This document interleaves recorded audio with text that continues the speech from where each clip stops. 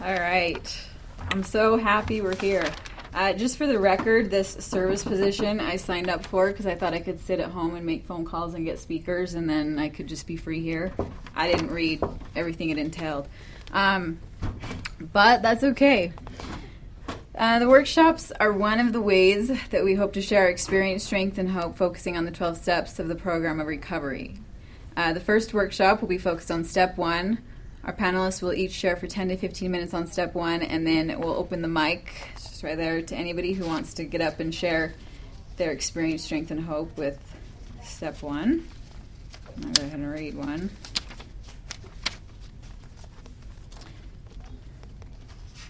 So step 1, we admitted we were powerless over alcohol, that our lives had become unmanageable.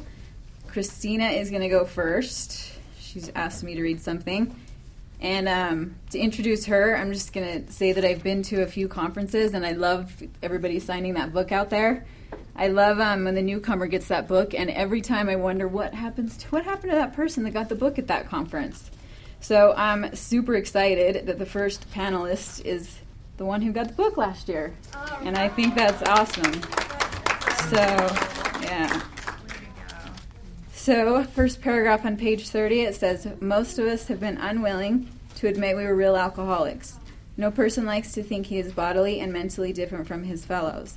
Therefore, it is not surprising that our drinking careers have been characterized by countless vain attempts to prove we could drink like other people. The idea that someday he will control and enjoy his drinking is the great obsession of every abnormal drinker. The persistence of this illusion is astonishing. Many pursue it into the gates of insanity or death. Christina. Hi, my name is Christina, and I am an alcoholic. Hi, Christina. I want to thank, I'm happy to be able to participate here, and I just want to thank Kristen for asking me to participate today. It was my first conference that I'd ever come to, and it was an honor to actually be able to get the book, and that was probably a pretty big moment for me.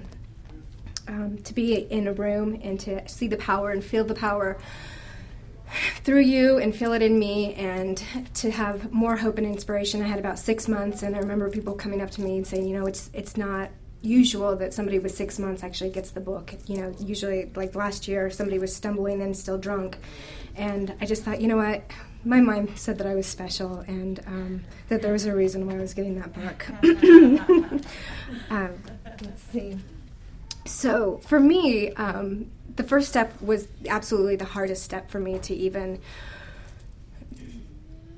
to get to come to terms with, and I believe that because the first time that I had, for me, so the first time that I was introduced to Alcoholics Anonymous,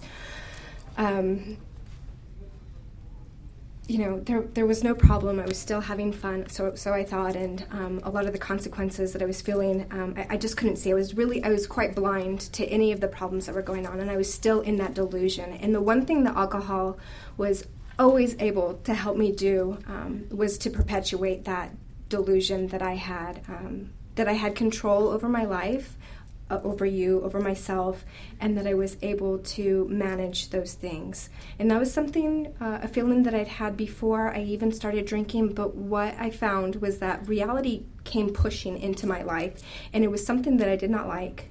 And the best way that I could be able to control and manage it was by drinking or using other substances. And that was, it was my delusion maker, and it kept my illusions going on. And I am grateful.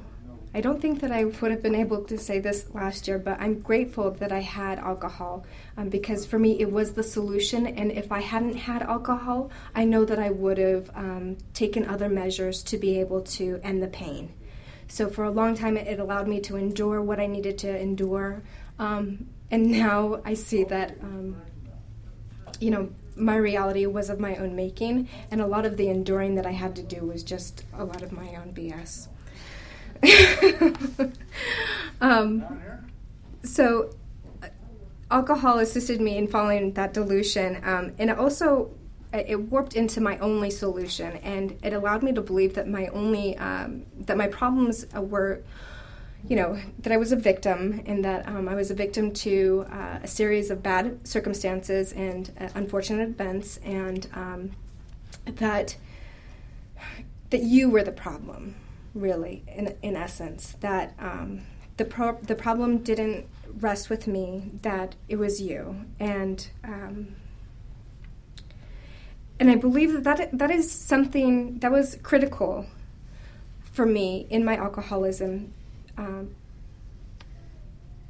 It allowed me to not have to take responsibility, which was something that I was not even able to begin to think of. But the main reason why it was so critical was that the thought that the one thing that had provided me relief, for that to become the problem, was frightening, because I had no other solution. So to be able to make that mental switch over, I just wasn't capable of doing. So when I came into AA, I was living in this delusion, and what I ended up doing was making a huge geographic and going at it for sliding on bottom, I've heard it called. I hit my bottom, and what I ended up doing was just sliding on it for about 6 to 7 years. And, I changed my job, I changed men, I changed everything that I could. I lived in a different state, a different city, traveled all the time. I knew that I was past the point of going into sanitariums. I had been institutionalized about a dozen times, and I could see that wasn't the answer. So if I could manage well, if I could just change these things, then somehow I'll be able to get that peace and satisfaction that I've been searching for my entire life.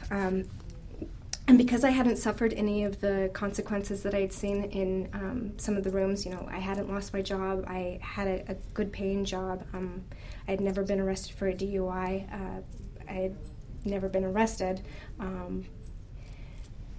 I didn't relate that there was anything unmanageable.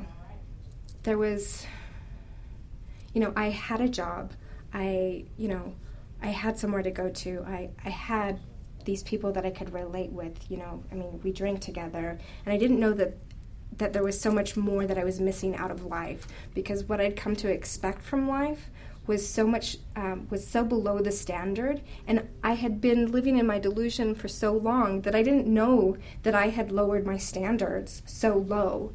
So what ended up happening was, every time something wouldn't work out, I would just let go of a little bit of what my dreams were in order to be able to maintain living the way that I was living, which was to drink the way that I wanted to drink. And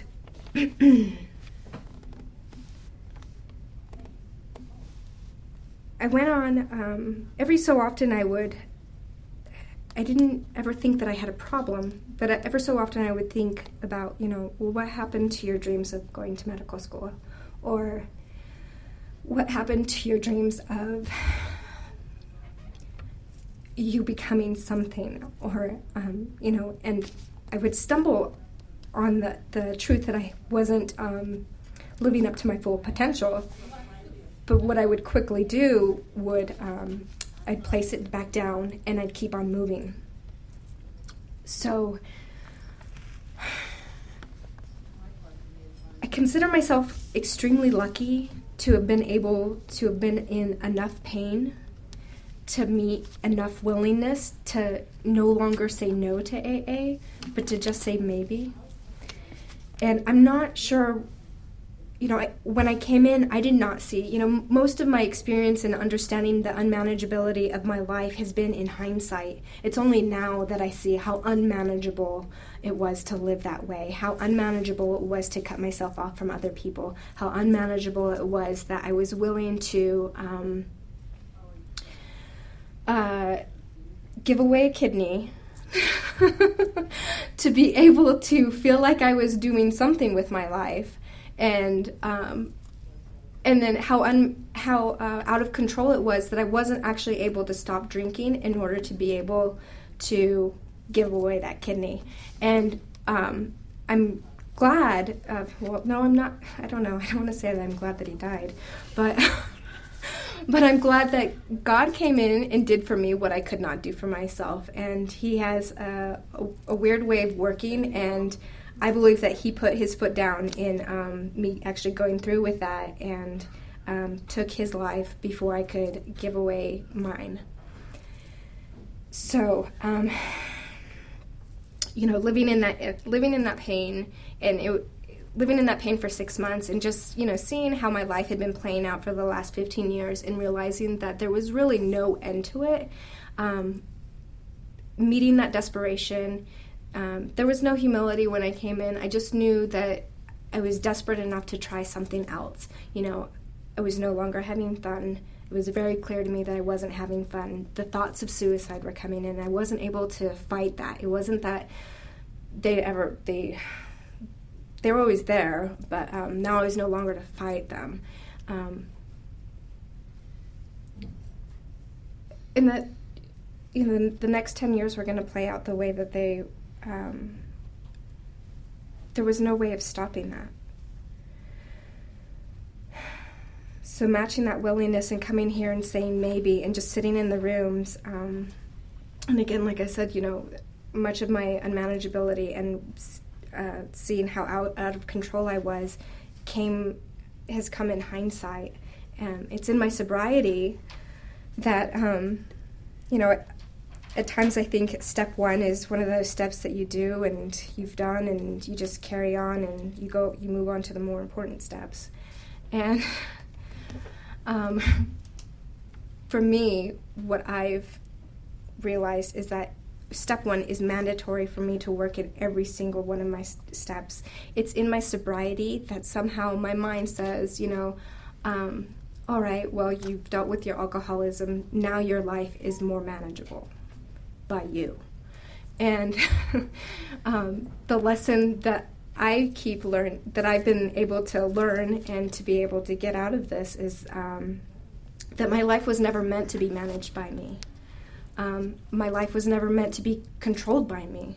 And it's by working these steps and having had a spiritual awakening and having been connected to my higher power that I'm able to then give the control and the managing of my life over to something that's much greater than I am. And it's when I do that and I practice that on a daily basis that I find peace and serenity, and I'm able to act with love and tolerance.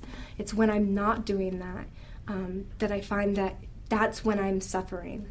It's when I'm trying to manage my life and trying to take control of you, of myself, of anything else, and not. That's when I'm in the most suffering that I've ever experienced, actually, in sobriety. So, to wrap it up, it's when the first step, recognizing that that I'm out of control with alcohol and that my life is unmanageable. It's when I came here into the rooms for a second time, in that willingness to just sit here and be with you, there was a seed of hope that was planted. And it's through working the steps that I've been able to cultivate that hope. And it's through working with another alcoholic that I'm able to actually bear the fruit of that hope. For me, that has been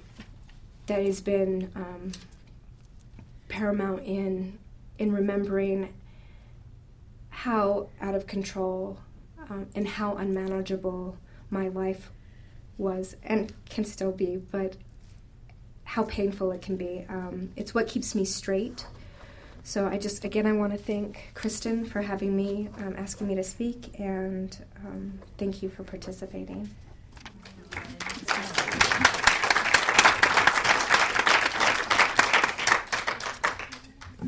Okay, so the second AA panelist is going to be Enzo. He wants to read himself. He denied me the opportunity to read for him. So whatever. No. This is Enzo. I met Enzo, I think, at the second FOTS conference like 3 years ago. And just so you know, he's one of the either he fakes it or it's real, but he seems happy all the time, and it's awesome. It's a good example for me. So Enzo. You're busting my chops. Of course. I've got to put myself on a timer. I'm sorry.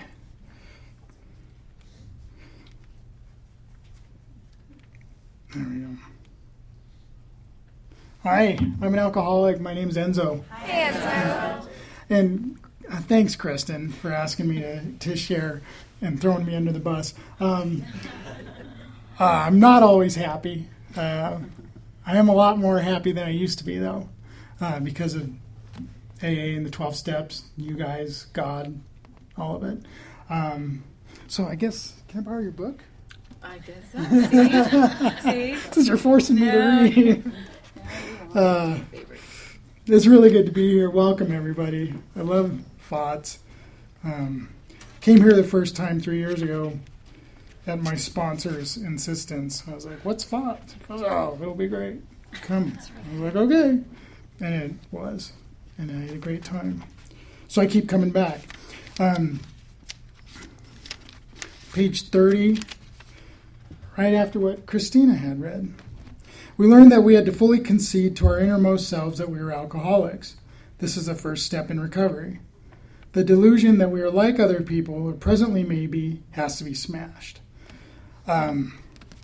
Thanks. You know, for me, my experience was similar to what Christina described in a lot of ways, that, I started drinking and using really young. Never thought I was an alcoholic, never considered it. The word wasn't mentioned in my household very much, but I did it. I drank and used, I was a generalist, used powders, potions, pills, whatever. Whatever I could get my hands on. It started in my early teens. And I was the guy who, bright kid, academically, socially stunted, always uncomfortable in my skin, and always uncomfortable wherever I was, and always trying to find something. As from the time I can remember being conscious, always trying to find something to make me feel at ease. I never could quite feel at ease anywhere, among friends, among family, and certainly not out in the world. And that's how I felt all my life. And I drank and I used and went through my teen years and really hit it hard, and I had people around me saying, man, maybe you ought to slow down. Maybe you ought not do that, whatever that may be. These things that they saw could get me thrown in behind bars, various things I was doing related to drinking and using. And but I never had anybody say to me, you might be an alcoholic. You're addicted. You're in tough shape. They just said, you really shouldn't do that anymore. But of course I ignored it and kept doing what I did. And out of high school, I slowed down a bit and started this cycle of I would drink and use until I had to stop, and I couldn't do it anymore. I couldn't manage it anymore. Things were getting a little out of control, and I would slow down or stop. And sometimes for weeks, sometimes for a few months. And inevitably, I would start up again, and it was usually slow. I'd start with just, it's Friday night, why not? Just have a beer with my buddies, and, we're having dinner, have a little drink. And it would rapidly ramp back up to, cocktails on Thursdays, and then happy hour on Wednesdays, and then it became Bloody Marys on Sundays, and on and on. And I didn't, and so that's my cycle. I went through life, my adult life, for decades like that.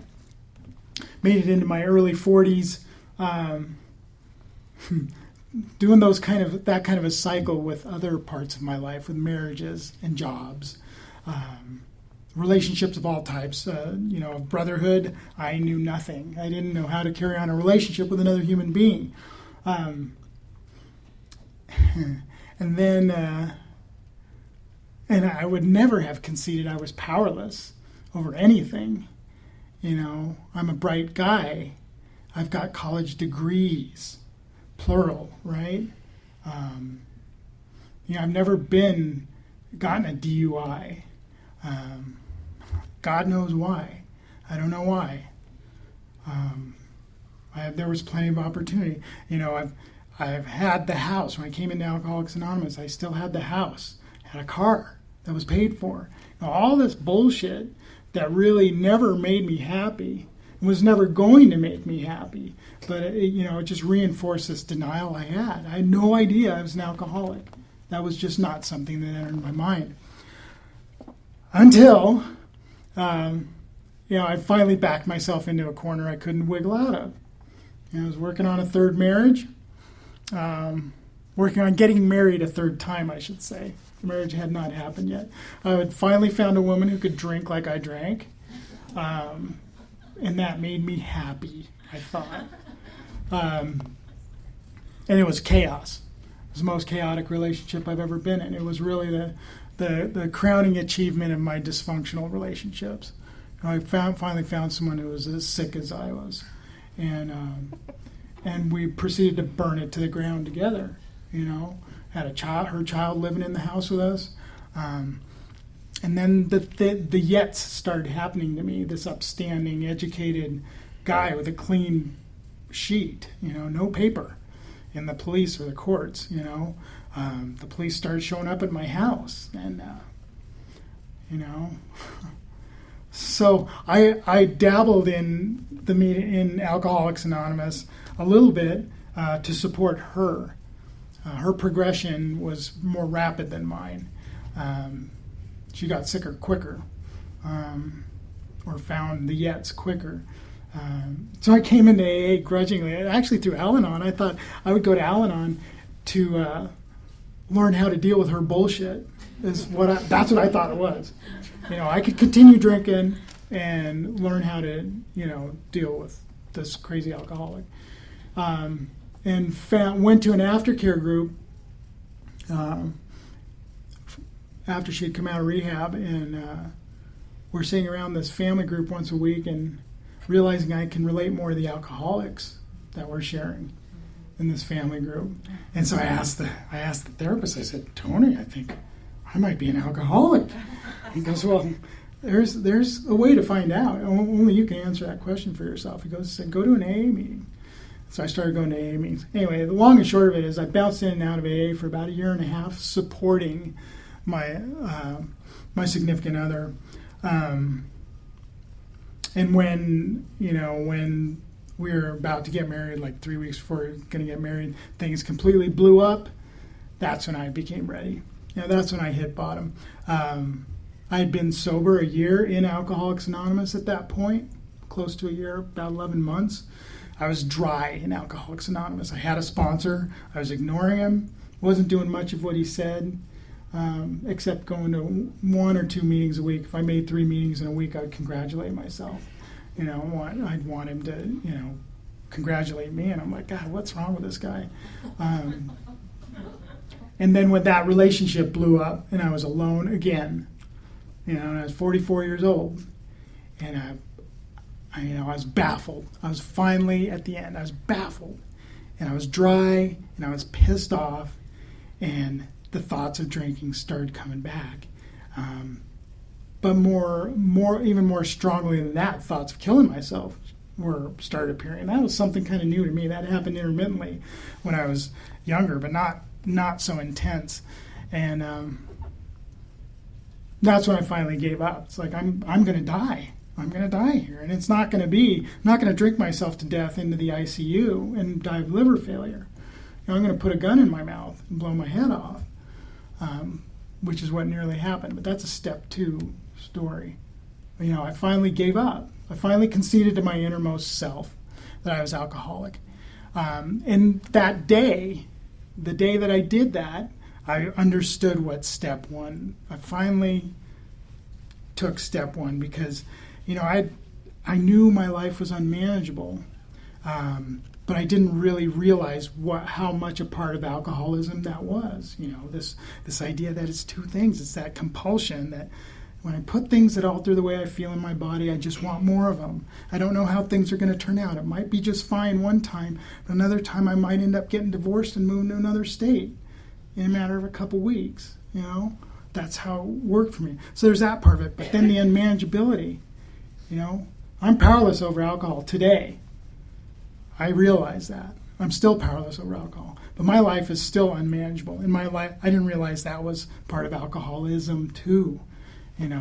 That way I was living. It wasn't just the drinking. It was my brain and my actions when I put the drink aside.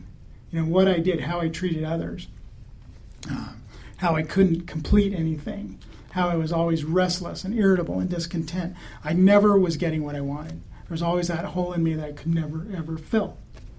And I would get close to the thing or the woman or the job or the sport or the place that I thought was going to fill the hole, and it would come within my grasp, and I wouldn't want it anymore because it didn't do the trick.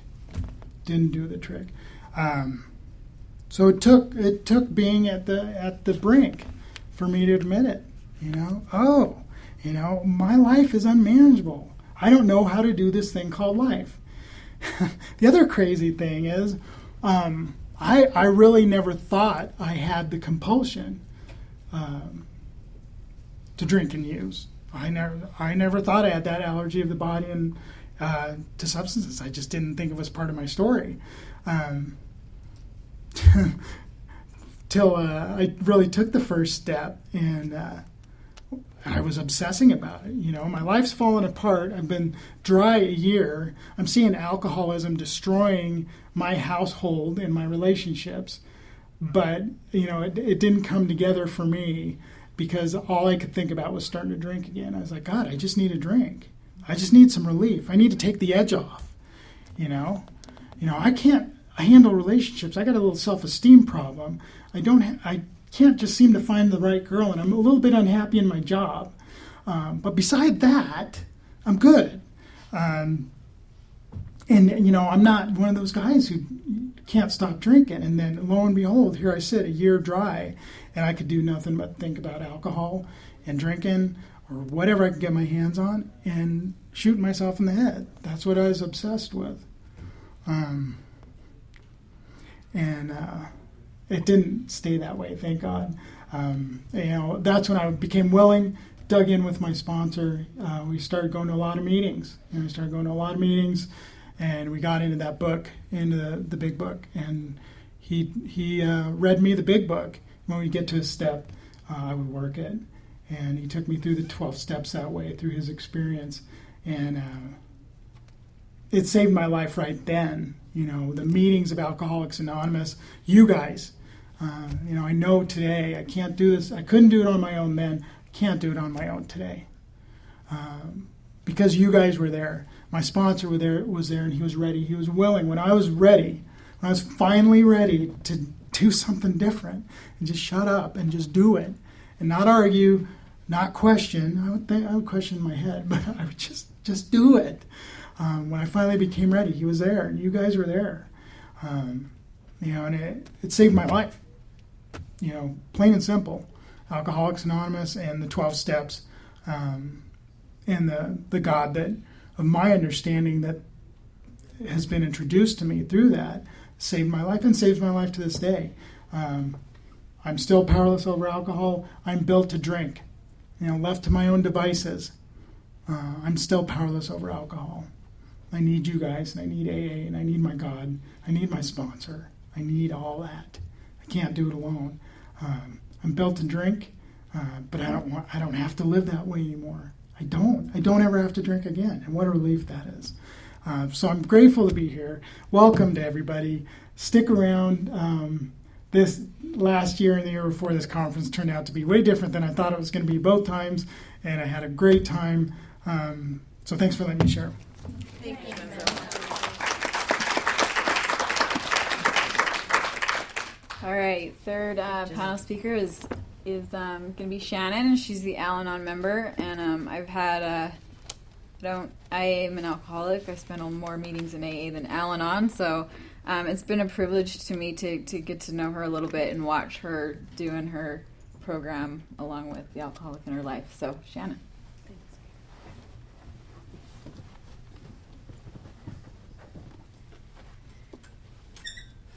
Take my friend with me.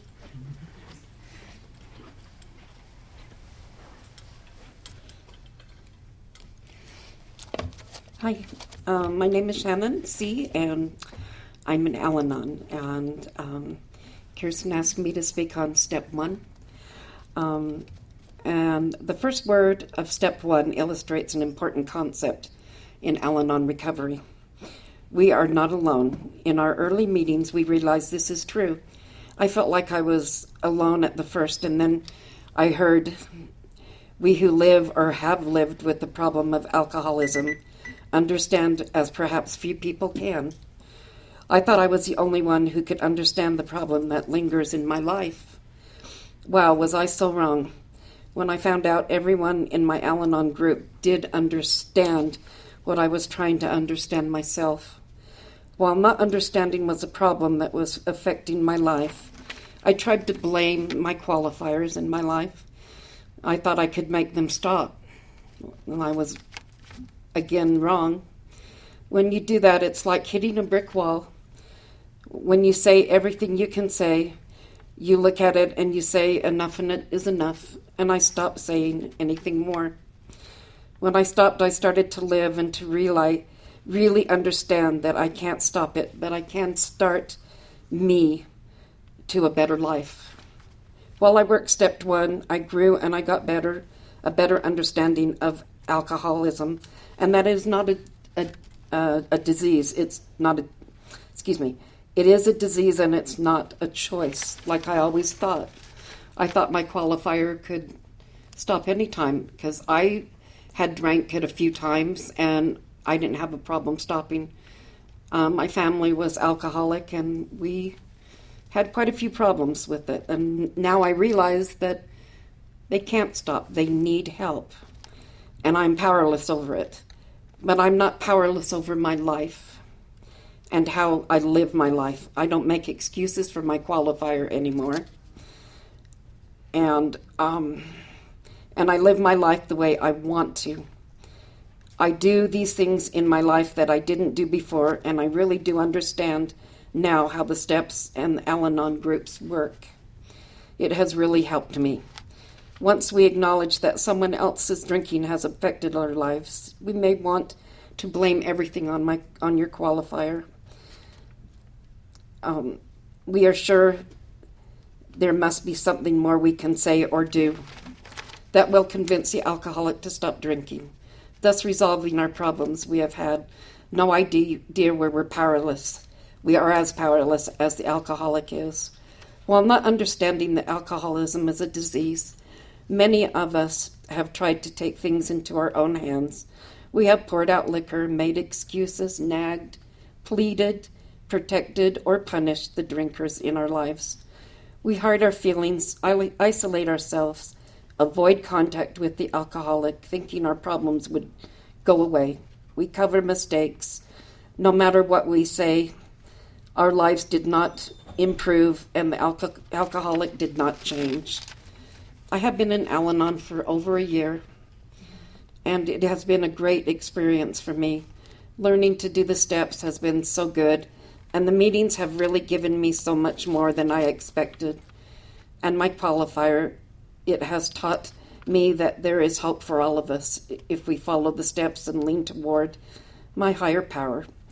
We will help us all if we just let him in at this time in my life.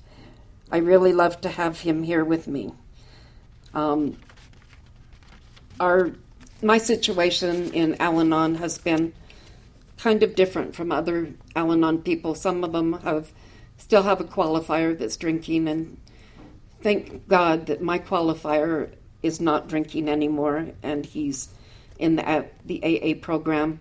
I think it's been easier on me to deal with it. I've seen a lot of people that have a hard time. They come in and they're upset and crying, and they're always talking about it, and it just is really good for me to know that he cares enough about my family and my life and his life that I have been really good that way. We kind of work off each other. If he says things, I look in his book and I read his book and I explain things to him, and I think it helps us both that he's sober.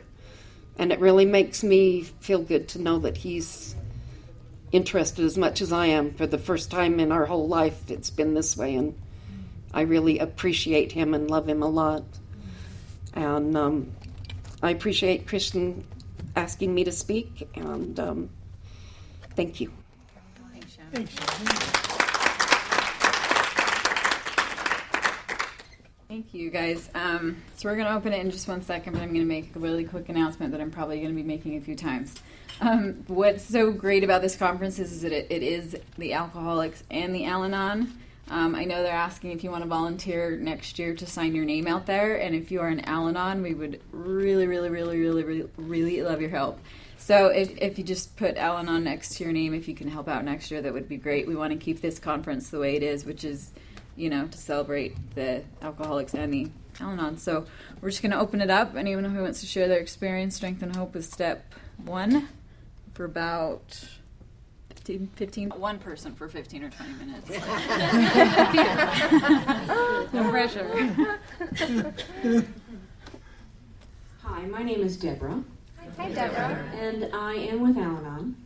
And I have been an Al-Anon member since January. I had many qualifiers in my life. Going back to my childhood, both my parents were alcoholic. My former husband was alcoholic, and I have a child that's alcoholic. But I actually came to Al-Anon not necessarily because of my qualifiers.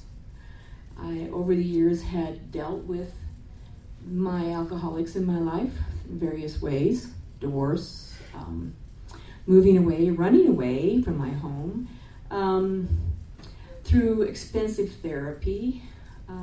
I finally kind of worked through a lot of things, and it had been about 20 years, and I had remarried successfully in a loving relationship for 20 years.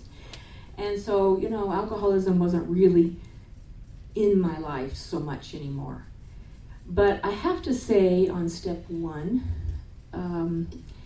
it has probably been one of the hardest steps that I have really encountered, and I am an Episcopal priest in the Episcopal Church, and so you would think I could surrender to God pretty easily. But interestingly enough, it is the human condition, and I find that step 1 comes into my life every day as I work with my boss and people in my life and my work, when I want to assume my position of knowing all and can do all, and that I can judge their behavior, and I can recognize that I'm pretty much powerless over their behavior and my behavior, and it keeps coming back to me. If I surrender to God and allow God to work in my life as they should, as our first speaker said, that I'm not in control of my life, I can't change my life, only God can change that. I think it's a huge lesson for us all, whether we are alcoholic, or we are children of alcoholics, or we have come from families of alcoholics. I think just as human beings, when we realize that we have to surrender to our higher power, because we would not live lives of serenity and peace if we don't. And I think that is the circumstance of our world today, that we do not surrender. And I just wanted to say that it is a step that I think everyone works on, and coming to Al-Anon has been a breath of fresh air for me to help remind me that that is something that I have to be aware of each and every day. Hi, I'm Jenny. I'm an alcoholic. I'll just try to Hey, talk Jenny. really loud. Hi, Jenny. Yeah, hi. It's dangerous knowing Kristen, man. So, oh wow! Thanks so much for sharing, guys. That was, it's. I love hearing. Because we all take step 1. I think by the time that you get to AA, you've taken some form of step 1. But it's really cool to hear like the different variations, on how the different things, I suppose. But then also realize that we all have that same feeling, the pitiful and incomprehensible demoralization. And that's what I think that, no matter how much stuff you lose or don't lose or whatever, it's just like that, that feeling for me came when, and I think it was building up for a while, but it came when one day I just, it was not any particularly special day, but I had promised my daughter that I would take her snowboarding the night before. And then I remember trying not to use that night, not to use and not to drink, and I couldn't do it, 10 o'clock p.m. rolled around, I'm like, hey, I should probably get to bed if I'm going to get up at 6 to go pick her up and go snowboarding, and then like excuse after excuse comes, and finally it's like, okay, well, maybe I can just drink a little bit and then stop at midnight, and then I can, get 6 hours of sleep. And then midnight rolls around, and it's like, well, maybe 2, I'll stop at 2, and that's, so, 5, 6 in the morning comes around, and I'm calling her, and I'm like, Mommy's sick, and I can't take you, and it was probably the 5th or 6th time I had to reschedule, and I just, gosh, that kind of just, put me in the spot where I was like, I'm completely powerless. The part where my life was unmanageable was kind of still elusive, but the powerless part, when I tried to control it, couldn't control it. So thank God that, because like many of the speakers have shared, like I was cursing myself a weakling for not being able to take my own life. That's what I wanted to do, because I just kept seeing my daughter in my head, and I'm like, I could give a crap less about myself, but what happens if I die? She doesn't have a mom, So I'm like, what can I do? And, it's just that place where you're just, there's, because you don't have a solution yet, and so thank goodness for me, I went into an inpatient rehab and checked in for 30 days, and 6 months later I came out, and and I mean, thank goodness I had that, because at first I went in there and that was my higher power, the rehab was. So I was so beaten into submission. I did everything they asked me to, from not wearing makeup to putting away all my little half tops and, whatever it is. Go figure, I thought I could wear those in rehab. To, throwing away my cigarettes, because the night before I checked in, they had made it a non-smoking facility, literally the night before. So I show up with my cartons, and they're like, you need to throw those away. And I'm like, what? So I just, there are all these things that they just asked me to do, and I just blindly did. I thank God I had such a feeling of hopelessness at first, because I think it was just enough to get me into the rehab to where I started to get a little bit of hope. They walked us through the first 5 steps there, and I remember step 2, how easily step 2 came to me. I was like such a relief, because I was in the hopelessness and just so miserable. I couldn't even look at anyone, and I just, it was just awful. And so when I got to step 2 and that little glimmer of hope came, it was just, it was like the same relief that I actually felt when I would put a drink or a drug into my body, sort of came over me when I did step 2, so anyway, that's step 2. But step 1, obviously is such a prerequisite and so necessary to, we would never, ever, consider, it talks about that in the big book. Why would we ever consider changing our whole attitude, our way of life, if, unless the alcohol wasn't working for us anymore, So thank God it would stop working, and I got beaten into submission, and I didn't cause more records than I did, and I'm just so grateful to be here. So thanks so much. Thanks, Jenny. Hi, I'm an alcoholic, and my name is Kim. Hey, Kim. Hi, Kim. It's good to be here and good to be sober. I really enjoyed the speakers, the panel this morning, and Shannon, you brought a tear to my eye. That was fantastic. Now, you're not the first talent that's done that, though. And I'm just kidding. I got sober. My sobriety date is December 29th, 1984. And I was thinking about, Utah has a big part of that. I got sober in Kansas City, but I did most of my drinking here in Utah. And all the wreckage of my past was neatly left behind, like the old song, all my exes live in Texas, so I live in Tennessee. I moved to Missouri. I missed it, but I left everything here. And when I think about the people that I harmed in sobriety, a lot of times as I became more and more conscious of my disease and how it affected other people. In the wake of this conference, just going to this conference recently, one of my sons and my daughter have entered treatment. And this year has been a challenge, I think, to realize how the depth of alcoholism is in my family. My father was an alcoholic. My brother and sister both died of alcoholism. One in 2000 and the other one 2 years ago. And so the powerlessness issue is that, and of course you can't scare a drunk. That's not the purpose of me saying that. It's just that I think that for me, I think that I've had this real recognition of the powerlessness I have over alcohol, whether it's in me or whether it's in you. And today, as I come to this conference, with many questions, after 26 years of not drinking, a little over 9,775 days of not drinking alcohol and being a member of Alcoholics Anonymous, I still have questions. I have questions about powerlessness. I have questions that how do I get the answers that I seek? And one of the things that I was reading, of course, I like to read these things. They say read this. Okay, I read this. But the one thing is this thing about open-mindedness.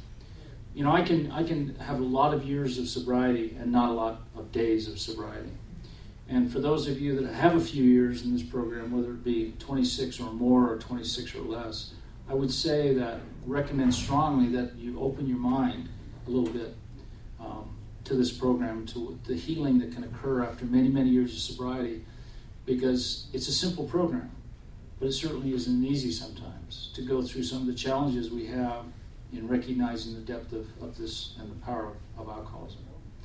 But I found, that when I got sober in 1984, I had lost everything. I was alone.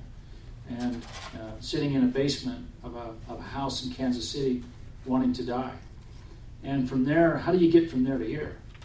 Well, how you get from there to here is what we're about here today, is finding that power in the we of recovery, in the we of Alcoholics Anonymous in my case, but in the we of the fellowship that we seek in this particular conference. So I'm grateful to be a member of Alcoholics Anonymous. I'm grateful to find somewhere where you guys understand. I heard a speaker a long, long time ago, maybe 20 years ago, said, at my best, I'm the elite of the mentally ill. And